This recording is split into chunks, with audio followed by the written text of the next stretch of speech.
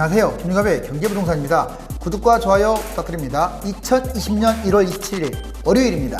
서울 집값이 2013년 바닥장에서 2배 폭등했으며 강남권과 한강변, 도시구권 등 핵심 지역은 3배까지 폭등한 것으로 드러났습니다. 특히 문재인 대통령 취임 이후 상승폭이 압도적으로 높았으며 2배 이상 뛴 곳들이 많았습니다.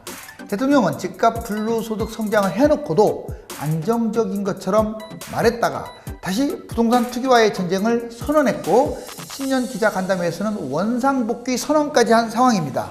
뒤늦게나마 집값을 하락 안정화하겠다고 천명한 만큼 이전에 잘못된 정책이 이어질 것으로 오판해가지고 추격 매수하다가 집값이 대사락으로 기울어지면 패가망신할 수 있으므로 지금은 신중해야 할 때입니다. 그렇다면 왜 집값이 올랐으며 어느 정도 뛰었는지 사례를 짚어본 후에 향후 정부가 내놓아야 할 추가 대책을 제시하고 미래 집값 예상 흐름까지 근거 자료를 토대로 살펴보겠습니다. 서울 아파트 15억 폭등. 자, 5억짜리가 15억으로 폭등했다. 자, 실질적으로 이런 아파트 많습니다. 평균은 더블입니다. 평균이. 그러니 사람들이 일할 맛이 안 나죠. 여러분들 지금 서울 집값 평균 4억대가 지금 9억으로 왔어요. 중위권 가격이. 그 5억을 벌려면요, 저축으로 따졌을 때 일반 그냥 평범한 중간 정도 시민 기준으로 잡아서 거의 20년, 30년 해야 할 거예요. 저축을. 자, 30년 해가지고 집을 사야 할 그럴 돈을 단 6년 만에 폭등시켜버렸습니다. 여기 거품이 정말 엄청납니다. 지금 어떻게 해야 할 것인지 물음표 딱 있는데 사람이 서 있죠. 자, 왜 뛰었을까? 자, 집이 있는데 여러분들 같으면 어떤 생각을 하겠어요? 선택을. 특히 집값이 계속 뛰다 보니까 어떤 사고가 이성적이 되는 게 아니라 감성적으로 휩쓸리기 마련이거든요. 자, 이때 조심하십시오. 지금은 결코 집을 잡을 때가 아닙니다. 서울 집값 6년간 3배 뛴 곳들이 많다. 강서구 가양 6단지 22평 2013년에 2.2억밖에 안 했어요. 지금 정확하게 6.6억입니다. 3배 뛰었네요. 정말 무섭지 않습니까? 송파구 올림픽 선수 기자촌 34평 2013년 6억밖에 안 했습니다. 지금 18억, 정확하게 3배 뛰었습니다. 강남구 개포주공 7단지 34평 2013년 7억이었던 게 2020년 21억, 정확하게 3배 뛰었습니다. 3배 뛴 곳들은 넘쳐납니다. 제가 그냥 일부러 금액대별로 이렇게 제시를 했어요. 자, 여기 한번 금액을 봐보세요. 2.2, 6억, 7억. 정말 싸 보이지 않습니까? 이게 6.6, 18, 21억 이렇게 됐다 이거예요. 자, 이걸 이제 원상복귀 시키면 과연 여기까지 시킬까요? 금액대별 집값 폭등 현황을 봤더니 이제 시뮬레이션을 한번 돌려봤더니 얼마만큼 뛰었느냐. 2억짜리는 평균 4.5억 이렇게 치고 올라갔습니다. 그리고 3억짜리는 6억까지 치고 올라갔고요. 그 다음에 4억짜리는 9억, 6억짜리는 15억, 실질적으로 2배 이상 다 뛰었습니다. 서울 집값이 어마무시합니다. 경기도나 이런 데는 상대적으로 덜 뛰었고요. 지방은 많이 뛴 곳과 아니면 뛰지 않은 곳이 극명하게 갈려지고 있습니다. 왜 제가 이걸 보여드리냐면 이걸 잊으면 안 돼요. 지금 현재는 이 동그라미 원이 크잖아요. 이렇게 많이 뛰어가지고 이것만 기억할 게 아니라 이것도 기억을 하시면서 집을 잡아야 돼요. 2020년 상반기 부동산 금액대별 예상 시세를 한번 보겠습니다. 15억은요 강남 평균 가격이에요. 그래서 의미가 있고요. 9억은 서울의 중간 가격이에요. 평균 가격, 중위권. 그 다음 6억은요 대략 서울 중소형 아파트 그런 평균 가격이고요. 4.5억은 경기도 평균 가격입니다. 자, 이 15억짜리는 대략 9억으로 하락할 가능성이 커요. 한 2, 3년 빠진다면. 강남권, 한강권, 도심권 평균 가격이고 서울, 변방, 경기도의 최고 가격이기도 해요. 얘가 2019년 최고가가 15억이었어요. 작년 12월 달에. 지금 현재는 14억으로 1억 정도 추락을 했습니다. 만약 총선 후까지 기다린다면 13이나 12억대로 추락할 가능성이 커요. 그래도요 약 2, 3억 이상 떨어지는 거기 때문에 무조건 지켜봐야 합니다. 1억이 장난 아니잖아요. 물론 얘보다 더 비싼 가격들은 더 많이 떨어집니다. 자, 그 다음에 이번에 9억은 이제 아마 장기적으로 2, 3년 떨어지면 5.5억까지 하락할 것으로 보입니다. 그런데 얘는 서울 아파트 중위 가격이고 1, 2기 신도시 경기도의 상위 가격이기도 합니다. 그리고 이 9억짜리는 2020년 현재 조금 빠졌어요. 대략 한 8.5억 정도. 그리고 2020년 총선 전후로는 7.5억으로 확대할 가능성이 커요. 그러니까 지금 가격이 낮은 것들은 아직 안 빠졌단 말이에요. 뒤로 갈수록 빠질 가능성이 크니까 일단 설 이후에 총선 전후까지 지켜보셔야 합니다. 추가 대책이 나와야 할 거예요. 그 다음에 6억짜리는 아마 2, 3년 빠지면 4억 아래로 추락할 것으로 보여져요. 서울 중소형 중저가 아파트고요. 1, 2기 신도시 평균 가격이 6억이고 경기도의 고가 아파트이기도 합니다. 2019년 6억이었던 게 현재 6억 그대로예요. 빠진 게 없어요. 자, 2020년 총선 후라면 아마 5억대까지 주저앉을 가능성이 있습니다. 4.5억은 2, 3년 추락하면 3억으로 빠질 가능성이 커요. 경기도 아파트 중위권 가격입니다. 1, 2기 신도시, 소외지역, 어떤 소형 이런 아파트 가격이기도 합니다. 2019년에 4.5억짜리가 2020년 현재 그대로예요. 4.5억. 그리고 총선 후에 대략 한 4억 정도로 소폭 하락할 것이다. 즉, 지금 여기 보시면 6억, 4.5억 이런 것들은 총선이나 돼야 하락이 본격화될 것으로 보여져요. 그리고 만약에 2, 3년 계속 빠지게 되면 제가 옆에 적어놨잖아요. 15억짜리는 9억 빠지고 9억은 5.5, 6억은 4억 아래, 4.5억은 3억 아래로 추락할 가능성이 높습니다.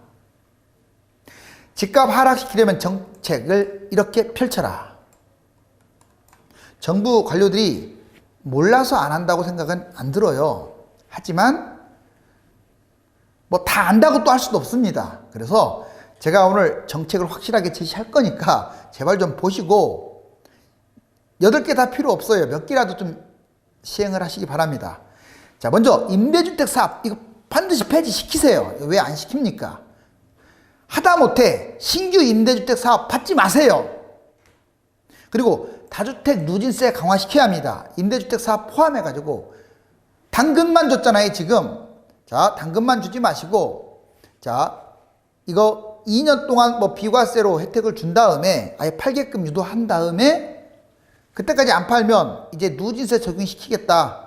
뭐 세 채, 네 채, 다섯 채, 여섯 채, 10채, 20채 또는 가격에 맞춰서 그러면 안 팔 사람 없을 거예요. 갭 투자 아예 금지 좀 시키세요. 갭 투자. 정말 갭 투자가 지금 집값 폭등의 원흉입니다. 물론 자유민주주의에서 예외사항이 있을 수 있어요. 그럼 예외사항은 또 보면 되는 거예요. 전반적인 전세기구 투자는 좀 막았으면 좋겠습니다. 외국인들 투자, 외지인들 투자 이건 매수를 상당히 제한시켰으면 좋겠습니다. 아주 까다롭게. 그냥 와가지고 덥석 매수하는 이런 일이 없었으면 좋겠어요. 특히 외국인들, 내국인보다 좋은 어떤 여건이면 안 되죠. 자, 1주택 전세자금 대출 확장시키세요. 지금 9억 이상만 안 되잖아요. 그런 게 어디 있습니까? 갭 투자를 9억 이상짜리들이 합니까? 제가 알고 있기로는 5억, 4억 이렇게 갖고 있는 사람들도 갭 투자 많이 해요. 그러니 1주택자는 무조건 갭 투자 못하게 해야 돼요. 다만 부득불하게 할 경우에는 이제 뭐 전세 대출을 받을 경우는 확실하게 조사 들어가고요. 그런 타당성, 신빙성 있는 근거 자료를 제출하게끔 해야겠죠. 부동산 거래 허가제 이것도 필요합니다. 물론 다 필요할 필요는 없어요. 이제 상황에 맞춰서 골라내야겠죠. 건건이 거래 허가제를 하면 구린 사람이 주택을 자꾸 매수할 수 없기 때문에 투명 개념으로서 집값 하락에 상당히 영향을 줄 거예요. 지금 이거 공산주의 법이다 난리치는 사람들은 하나같이 투기를 한 사람들이 많습니다. 보유세 3배로 강화시키세요. 왜 3배를 얘기하냐? 지금 우리나라가 선진국들보다 집값은 훨씬 높은데 보유세는 3배나 약해요. 저번에 자료도 보여드렸잖아요. 아예 그냥 강화라는 단어를 쓰지 말고 3배. 특히 다주택자들은 천문학적으로 때려야 돼요. 공시가격을 현실화시켜야만 이게 극대화됩니다. 분양가 상한제 전국적으로 확대시키십시오. 자꾸 풍선효과다 뭐다 지방이다 어디다 지금 들끓고 있잖아요. 그렇기 때문에 아예 전국적으로 확대시키고 집값이 나중에 하락하면 그때 거기에 맞게끔 대책을 세우면 돼요. 지금은 너무 폭등을 했는데 하락을 걱정하고 있으면 안 되죠. 자, 부동산 2에서 4년간 대세 하락 전망 보면 2017년 7월 즉 문재인 정부 들어와서 집값이 얼마나 뛰었는지 한번 보세요. 자, 여기 8.2 대책, 9.13 대책, 12.16 대책 세 번의 종합 대책이 나왔습니다. 이게 0이에요. 지금 자, 이게 0입니다. 보라색 선이 있는 게 여기 보시면 계속 0 위에서 놀고 있잖아요. 올랐다 떨어졌다, 올랐다 떨어졌다, 올랐다 떨어졌다. 자, 이렇게 올랐다 떨어지면 또 올라갈 것을 알고 이때 대책을 강화시켜야 하는데 그냥 탁사행정, 완전 철밥통 공무원들 그냥 가만히 있는 거예요. 그럼 누굴 뭐라고 하겠어요? 1차적으로 대통령, 2차적으로 장관을 뭐라고 해야죠. 그 다음에 청와대 관계자들, 수석들. 이번에는 좀 그러지 맙시다. 이제 아마 지금 떨어지고 있잖아요. 아마 이번 주에는 제가 보기에는 강남권 마이너스, 다음 주에는 서울권 마이너스 이런 식으로 갈 건데 좀 이렇게 계속 마이너스 시켜가지고 여기 보세요. 자, 2020년 1월까지 계속 2, 3년 동안 마이너스 시키면 집값 안정돼요. 저절로. 근데 이걸 또 놔놔가지고 또 이렇게 또 폭등시키는 일이 있다면 이 정부는 구제불능입니다. 다음 대선에 절대 뽑아서는 안 돼요. 이런 정부는. 자, 이번에 집값을 잡냐 못 잡냐가 아마 성패가 달렸을 거예요. 그리고 2, 4월 추가 대책이 반드시 필요해요. 이거 하나로는 제가 보기에는 한계가 있다고 했잖아요. 여기를 확실하게 떨어뜨리려면 추가 대책에서 아까 제가 제시했던 것들 반드시 진행하십시오. 자, 부동산 하락 선순환 과정, 실효성 있는 추가 대책이 필요합니다. 자꾸 그 전에 뻘짓만 많이 했어요. 대책을 18번 했는데 정말 대책다운 대책은 손가락 안에 몇 개 뽑지도 못합니다. 쓸데없는 것만 잔뜩 묶어놨어요. 핵심적인 사항 제가 아예 찝어드렸잖아요. 그게 핵심인 거예요. 그 중에 몇 개라도 시행하세요. 그러면 2017년 수준으로 대통령이 말했던 원상복귀라는 단어 아마 회복될 겁니다. 그리고 이름으로써 근로소득으로 인한 박탈감 이런 것들이 소멸되기 때문에 근로소득 땀 흘리는 그러한 일꾼들의 노력이 정착화될 수가 있어요. 이게 바로 진정한 의미의 경제성장입니다. 집값 폭등시켜서 그걸로 근로소득 경제성장을 하는 것이 성장이 아니에요. 자, 부동산 성순환 과정. 자, 국내 총생산과 연도별 경제성장률 추이. 1997년 한번 쭉 추락한 다음에 어떻습니까? 지금 이게 0이에요, 0. 계속 지금 이제 하향 안정화됐는데 특히 자, 문재인 정부 들어와서 이 빨간 거 보세요. 마이너스로 처음으로 떨어졌어요. 지금 금융위기 이전에 비해서 국내 총소득이 마이너스로 떨어진 것은 이번이 처음입니다. 그리고 국내 총생산도 지금 상당히 낮은 곳에 위치하고 있어요. 연도별 경제성장률 추이 계속 지금 3포인트, 2포인트 후반대에 놀다가 갑자기 추락해서 2포인트.